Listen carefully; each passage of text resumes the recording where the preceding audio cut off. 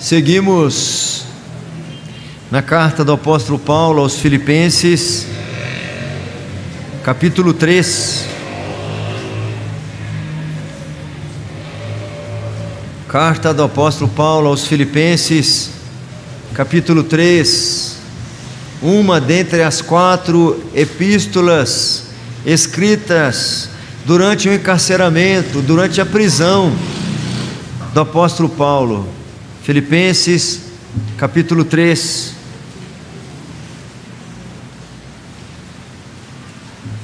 Do versículo 12 ao versículo 16. Esse nós não projetamos. Então, se você não tiver com texto, você pode acompanhar com quem estiver aí do seu lado. Filipenses 3, 12 a 16. Assim diz o texto sagrado: não que eu o tenha já recebido, ou tenha já obtido a perfeição, mas prossigo para conquistar aquilo para o que também fui conquistado por Cristo Jesus. Irmãos, quanto a mim, não julgo havê-lo alcançado, mas uma coisa faço, esquecendo-me das coisas que para trás ficam, e avançando para as que diante de mim estão, prossigo para o alvo, para o prêmio da soberana vocação de Deus em Cristo Jesus. Todos, pois, que somos perfeitos, tenhamos este sentimento. E se porventura pensais de outro modo, também isto Deus vos esclarecerá. Todavia, andemos de acordo com o que já alcançamos. Oremos mais uma vez, meus irmãos. Senhor, santo é o teu nome.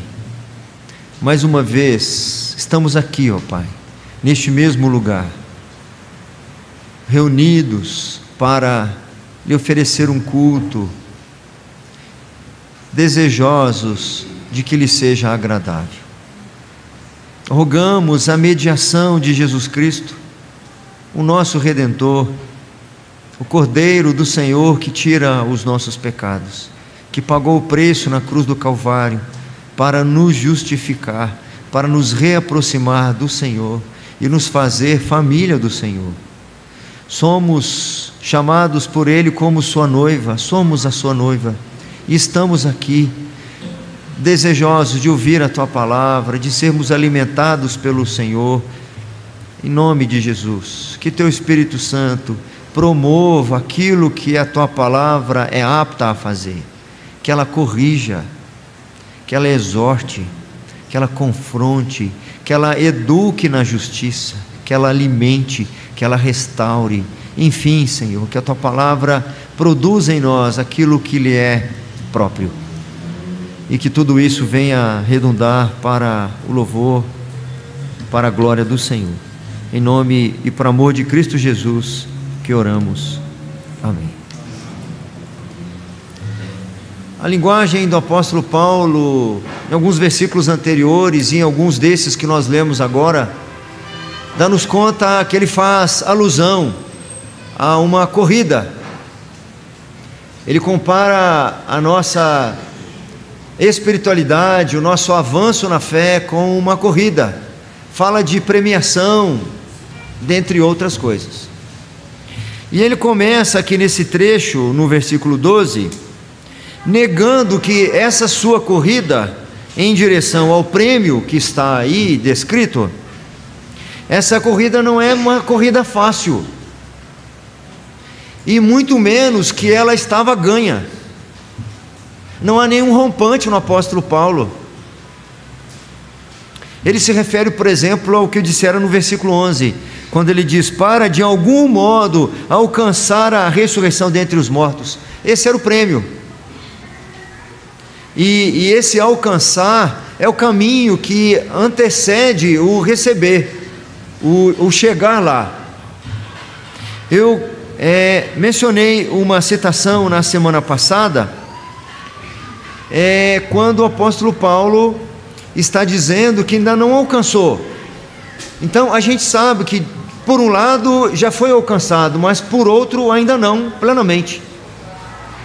E eu repito a citação de William Hendrickson, que disse o seguinte: Quando o apóstolo Paulo escreve para de um modo alcançar, ele não está expressando desconfiança no poder e no amor de Deus, nem dúvida acerca de sua própria salvação.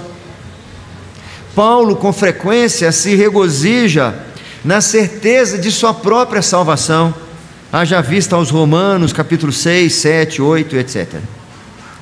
Ele se sentia fortalecido nesta segurança enquanto corriam os anos. Ele escreve, dentre outras cartas, a Timóteo, dizendo: eu sei em quem tenho crido e estou bem certo que é poderoso para guardar o meu bom depósito. Não lhe havia dúvida sobre a sua salvação e sobre a certeza da sua salvação, porque essa certeza não estava atrelada ao seu mérito, nem à sua capacidade. Mas por que então ele diz aqui, para de algum modo poder alcançar? Ele escreveu isso no espírito de profunda humildade e de louvável desconfiança de si mesmo. Todas as minhas certezas e convicções estão depositadas nos méritos de Cristo. Mas quando eu olho para mim, na minha perspectiva, eu ainda estou bem distante de onde eu deveria estar. É mais ou menos isso. Paulo era absolutamente firme na doutrina da eleição. Ele não tinha dúvida de que Deus elegera os seus escolhidos antes da fundação do mundo. Pode ser uma doutrina difícil de nós engolirmos, mas ela é bíblica. Ele registra aos Efésios: bendito Deus e Pai de nosso Senhor Jesus Cristo, que nos tem abençoado com toda sorte de bênção espiritual nas regiões celestiais em Cristo, assim como nos escolheu nele antes da fundação do mundo, para sermos santos e irrepreensíveis perante ele, e em amor nos predestinou para ele. Apesar dessas convicções todas, Paulo não defendia uma eleição ou uma salvação sem a responsabilidade humana. Nem de perto se demonstra na vida da pessoa que realmente ela é uma eleita. Então, para ele não defendia uma eleição sem a responsabilidade humana, ou numa certeza, sem a contínua dependência da graça e no avanço em santidade. Creio na minha eleição, e ela pode ser percebida através do avanço na minha santificação, na operação dos frutos do Espírito Santo de Deus na minha vida. É por isso que ele vai dizer que nós precisamos nos examinar, e nós chegaremos algumas vezes a uma conclusão que precisamos melhorar, mas outras vezes nós perceberemos que houve avanço, que houve algum avanço, que se não fosse o Senhor, estaremos muito piores do que estamos agora.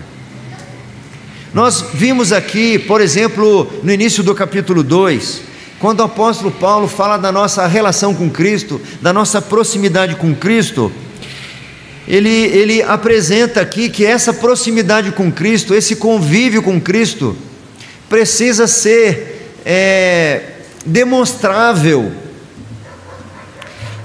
O tema que nós tivemos lá no início do capítulo 2 foi algumas verdades do Evangelho de Jesus Cristo. Aí nós aprendemos lá nos primeiros versículos alguns recursos advindos da nossa união com Cristo. Ele ensina que recebemos o recurso da exortação em Cristo, consolação de amor, comunhão do Espírito, afetos e misericórdias.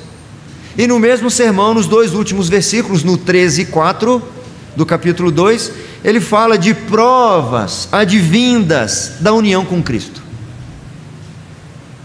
Eu me folgo, me delicio na salvação em Jesus Cristo. Eu me fortaleço e me encorajo nas verdades salvíficas trazidas pela boa nova da salvação. Mas essas mesmas boas novas são desafiadoras. E a mesma palavra que no momento vai me consolar, me confortar e me dar esperança, me desafia a uma vida que seja condizente com este Evangelho, que eu digo ser o meu Evangelho, que eu digo ter sido alcançado por Ele. E aí ele vai dizer nos últimos versículos lá, graciosa do Senhor, ambas andam juntas. O próprio apóstolo Paulo coloca essas duas premissas ligadas aqui, quando ele diz, por um lado, desenvolvei a vossa salvação com temor e tremor. Está no finalzinho do versículo 12, capítulo 2, versículo 12. E aí ele já emenda no versículo 13, também dizendo, por outro lado, nós precisamos também levar em conta, porque Deus é quem efetua em vós tanto o querer como o realizar, segundo a sua boa vontade. Então o apóstolo Paulo transita. Eu sei em quem tenho crido. Quando eu olho para Cristo, não tenho a menor dúvida da minha salvação, mas quando eu olho para mim, eu não posso dizer que eu já alcancei. Paulo nos ensina nesse trecho que nós lemos agora, o desafio de uma vida santa. Esse é o nosso tema. Como sempre, apresentamos o tema geral, epístolas da prisão, um tema mais específico, que é a prisão, a carta escrita na prisão para os filipenses, e o tema desse trecho que nós lemos, o desafio de uma vida santa.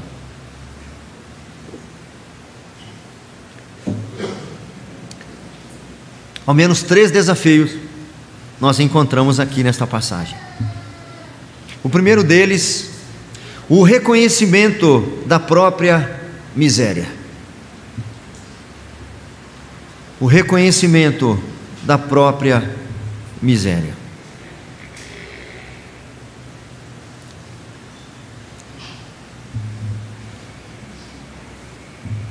Eu apontei ali o versículo 12 e o início do 13, mas nós vamos encontrar isso ao longo da carta.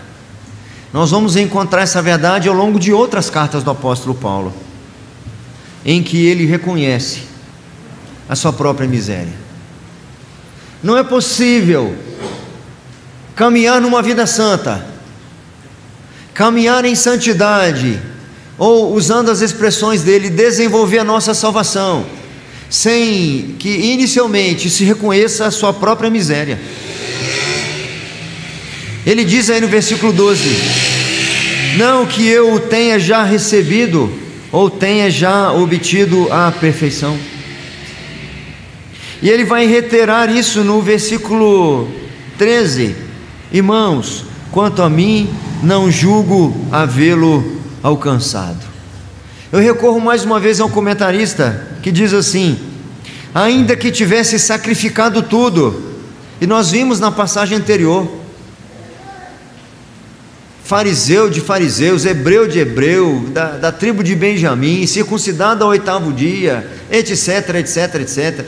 Ele considerou isso tudo como perda por conta da sublimidade do conhecimento de Cristo.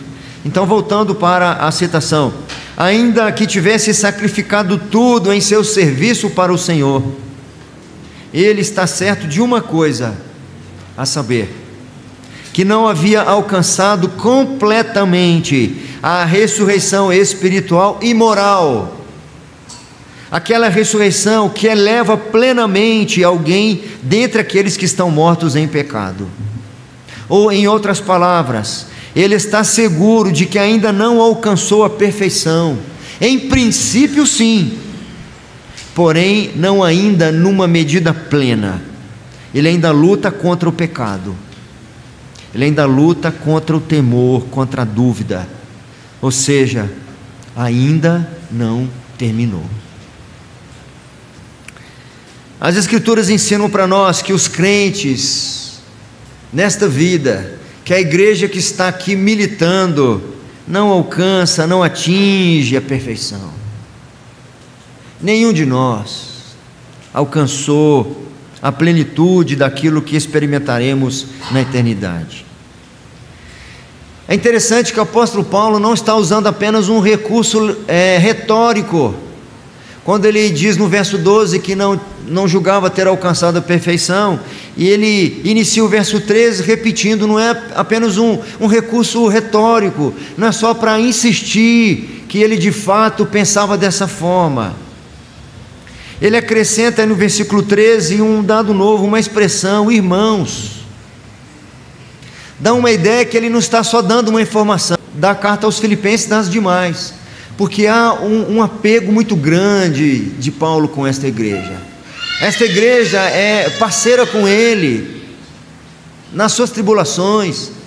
Essa igreja sustenta aquele irmão financeiramente. Esta igreja se apieda do apóstolo Paulo. Essa igreja manda um companheiro, alguém para servir o apóstolo Paulo, quando tivesse sede, para levar água para ele, quando tivesse que carregar pergaminhos, para que carregasse para ele, quando tivesse que redigir uma carta, que redigisse para ele. Então Paulo aqui está usando um termo carinhoso e de profunda solicitude. Mostra que o apóstolo Paulo está profundamente comovido. Irmãos, quanto a mim, não julgo havê-lo alcançado. Muito mais claramente, agora no verso 13, do que no 12, ele dá a entender que a igreja de Filipos está sendo perturbada por pessoas que imaginam terem alcançado sim a perfeição. Nós já vimos aqui que o apóstolo Paulo fala dos maus obreiros, o apóstolo Paulo fala dos cães, fala daqueles que tentavam perverter a fé dessa igreja, tentava distanciá-los de Jesus Cristo, e eles sim se julgavam perfeitos. E Paulo está dizendo: eu, meu irmão, quanto a mim, não julgo haver alcançado. Esses propagandistas do erro baseavam a sua pretensão no fato de, além de crer em Jesus Cristo como Salvador, que eles possuíam ainda outras vantagens, no caso deles, as práticas judaizantes. Nós cremos em Jesus Cristo como todos os outros, mas nós temos alguns patamares de distinção. Nós cremos primeiro, nós seguimos as duas alianças, nós guardamos a lei, nós circuncidamos fisicamente os nossos filhos, nós celebramos a Páscoa. Paulo rejeita sumariamente tais pretensões, dizendo mais ou menos assim: essa não é a minha experiência na fé. Na minha caminhada de uma procura por uma vida santa, de um desenvolvimento da minha própria salvação, não é assim que eu tenho percebido. A exigência da retidão da lei, a exigência da lei, a escravidão aos mandamentos, o ser escravo das regras e das leis, me foram inicialmente um empecilho, só depois que me consolaram, só depois que se tornaram meu auxílio. Mas a lei do Senhor, as exigências que Ele apresentava, só teve um apto e capaz de segui-las: Jesus Cristo. Porque todas as leis, elas para mim inicialmente eram uma grande barreira, um grande empecilho, até encontrar Jesus Cristo e a sua graça, e agora sim, com o seu auxílio, procurar viver de modo digno. Qualquer coisa que outros afirmem ter alcançado, eu todavia não alcancei. Vocês podem achar que eles são super crentes, que devem ser ouvidos pela folha corrida, mas eu digo, a minha folha corrida é muito melhor do que a deles, mas eu a considero como nada. É desafiador ter esse reconhecimento, meus irmãos, ter o reconhecimento das suas próprias mazelas e imperfeições. O apóstolo Paulo não dizia só para impactar o seu auditório: dos pecadores eu sou o principal. Ele estava de fato demonstrando uma das primeiras exigências de uma vida cristã consagrada, aqui nessa perspectiva, um desafio para a vida cristã. O primeiro passo para crescer é reconhecer que é pequeno, que é baixo. O primeiro passo para ser cheio é reconhecer-se vazio, e nós não queremos saber disso. Nós não queremos essa parte da Escritura que nos afronta, que nos confronta, que nos ameaça, que nos humilha. Não queremos. Nós não queremos nada que nos coloque para baixo nesse aspecto, esquecendo que antes do Senhor nos exaltar, primeiro Ele nos humilha. Mas ter essa consciência livra-se de um pecado terrível, que é o orgulho. Tem um puritano que diz que dos pecados, esse era um dos que mais ofende ao Senhor, porque o orgulho é aquele que tenta destronar Deus do seu lugar, tirar Deus do seu trono e assentar-se no lugar de Deus. Quando achamos que merecemos aquilo que não merecemos e que temos o direito daquilo que nós não temos. E ele é tão sagaz que é a primeira roupa a se vestir nesta vida e a última a ser deixada, que é o orgulho. Em segundo lugar, amados irmãos, um segundo desafio de uma vida santa, além do reconhecimento da própria miséria, em segundo lugar, possuir uma memória seletiva do passado.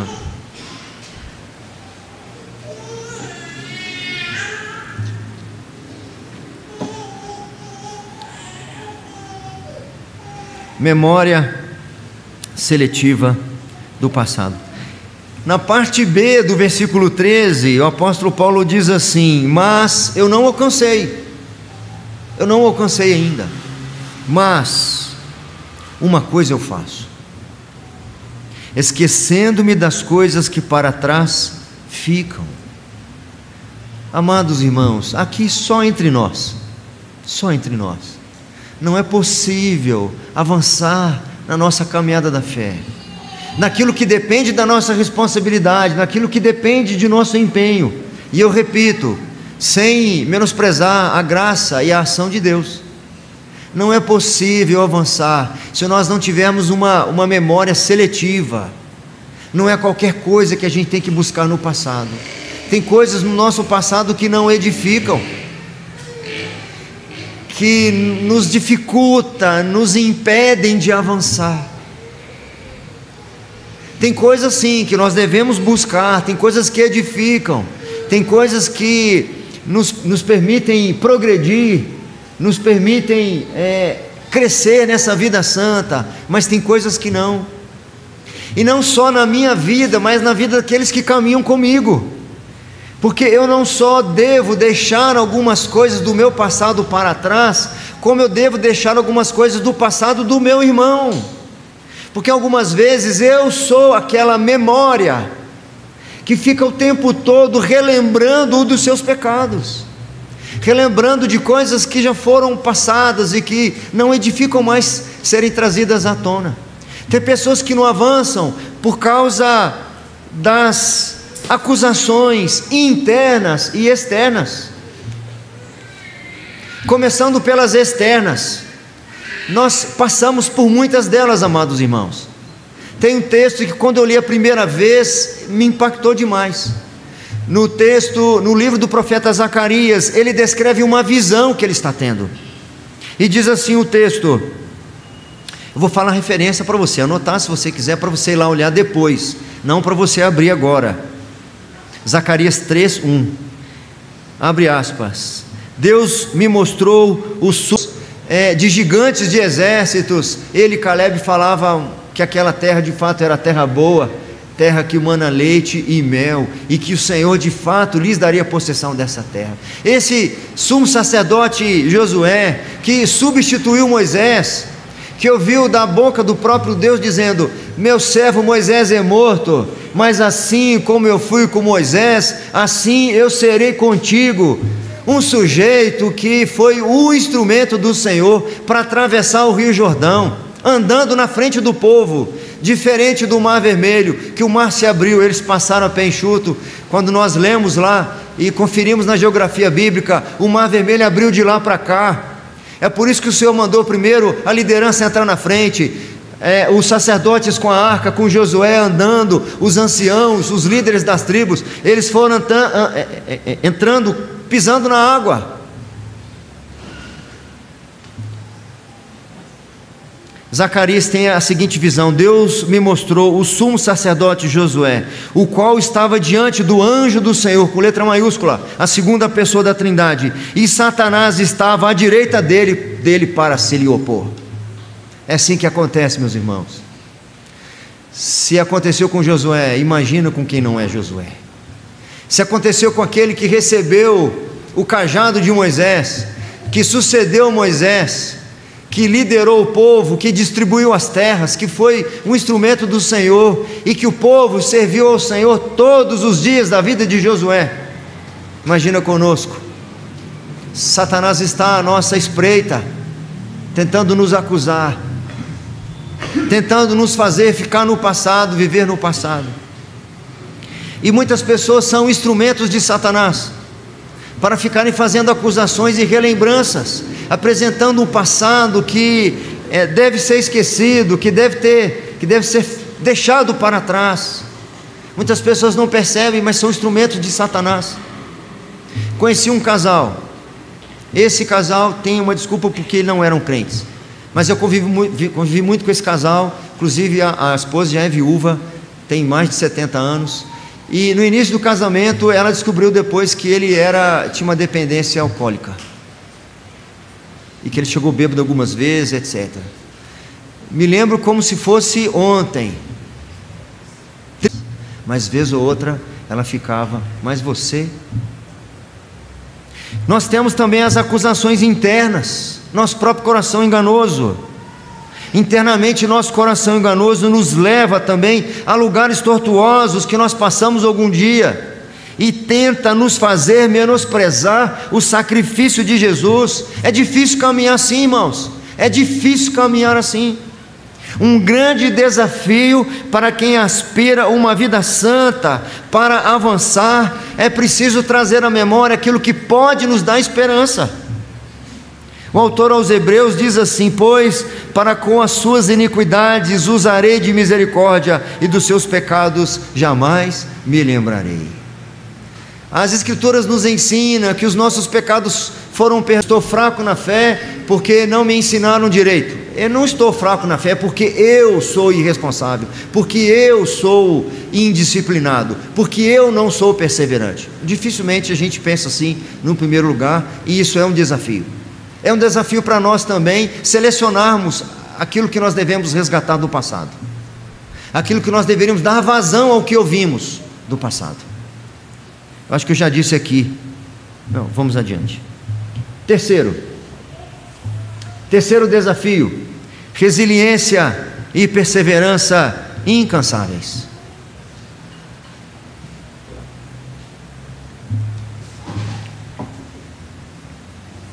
Eu não apontei ali no parênteses, eu coloquei apenas o versículo 13, a parte C e o 14.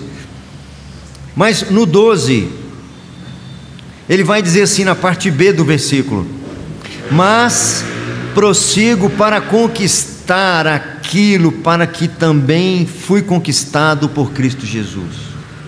Eu ainda não alcancei, obtive a perfeição, mas eu não desisti por causa disso.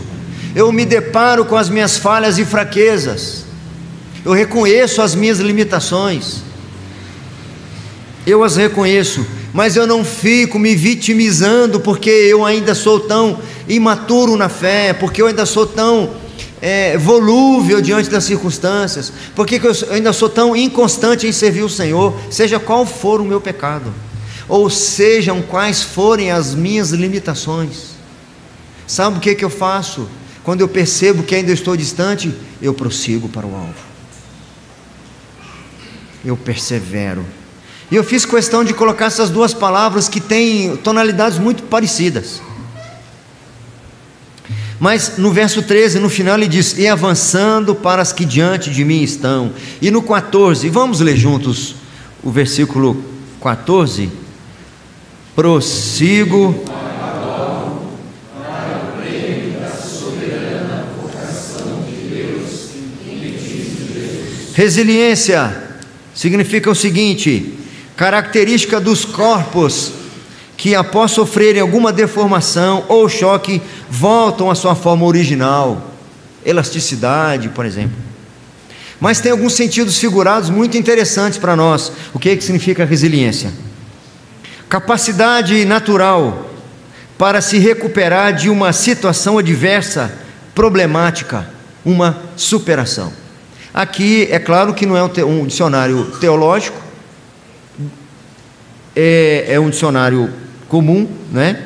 Eu mudaria capacidade natural, colocaria capacidade espiritual dada pelo Senhor, uma capacidade dada pelo Senhor para se recuperar de uma situação adversa, problemática, superação.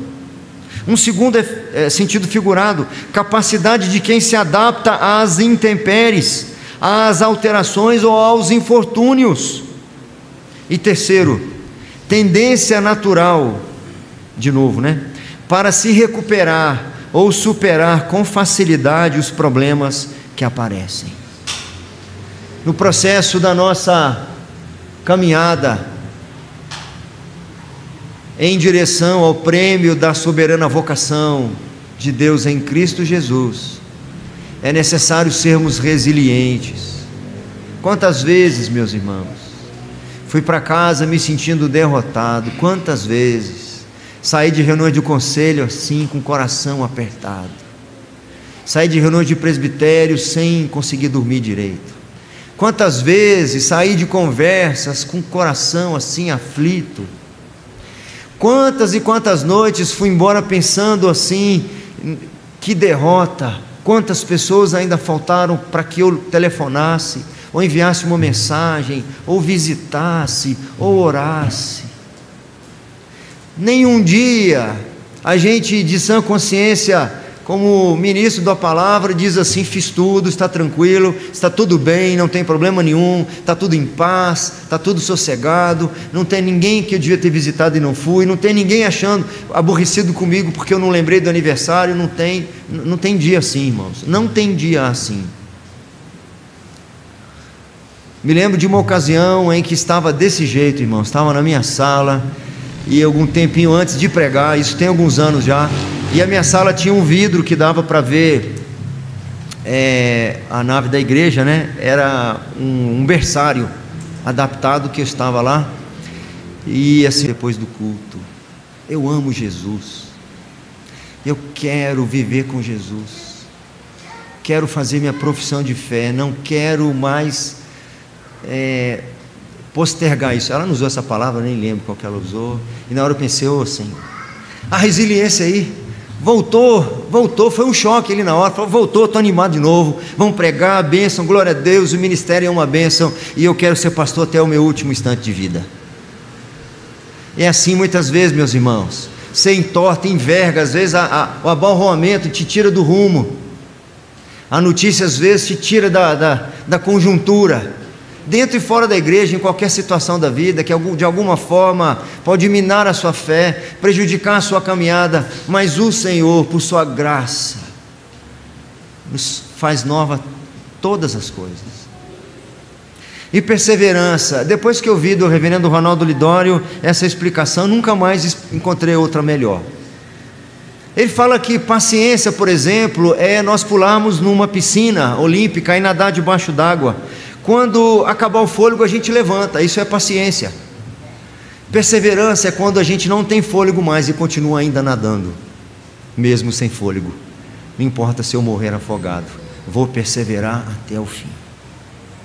No processo de uma vida santa, crescente, vitoriosa, abundante, teremos de lutar bravamente, meus irmãos.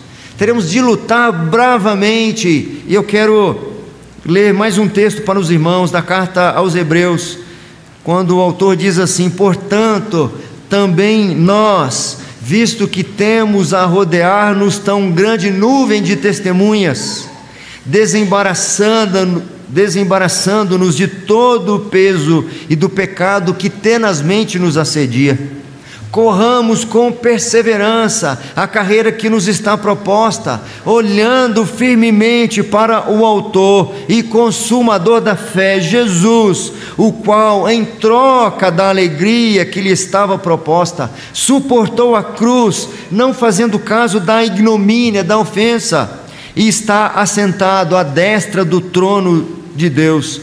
Considerai, pois, atentamente aquele que suportou tamanha oposição dos pecadores contra si mesmo, para que não vos fatigueis desmaiando em vossa fé. Ora, na vossa luta contra o pecado ainda não tendes resistido até o sangue. Está difícil? Estão dificultando? O caminho está estreito? A porta é apertada? Olhe firmemente para Jesus Cristo, o autor e consumador da vossa fé, e continue caminhando perseverantemente, sem desanimar e sem desistir, sabendo de que quem fez a promessa é fiel. O desafio de uma vida cristã que envolve o reconhecimento da própria miséria, uma memória seletiva do passado e também resiliência e perseverança incansáveis. No final aqui da passagem parece que há uma incoerência de termos, porque no versículo 15 o apóstolo Paulo, vamos reler, se você tem aberto aí por favor, é até bom nós fazermos isso eventualmente, para que os irmãos não se acostumem a fechar o texto, né, a permanecer com ele aberto. O verso 15, vamos juntos? Todos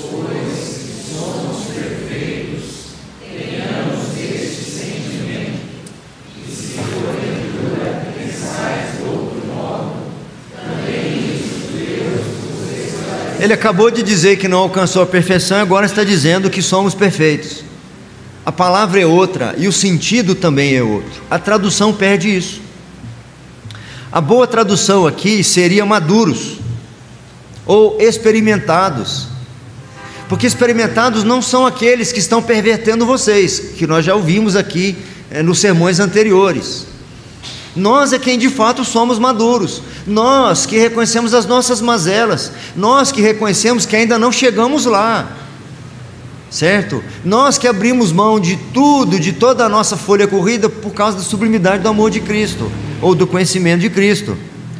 Nós que somos maduros, tenhamos este sentimento, sigamos esses desafios, vejamos a vida nessa perspectiva, resilientes, perseverantes, reconhecendo nossas mazelas e tudo o que ele falou aqui anteriormente.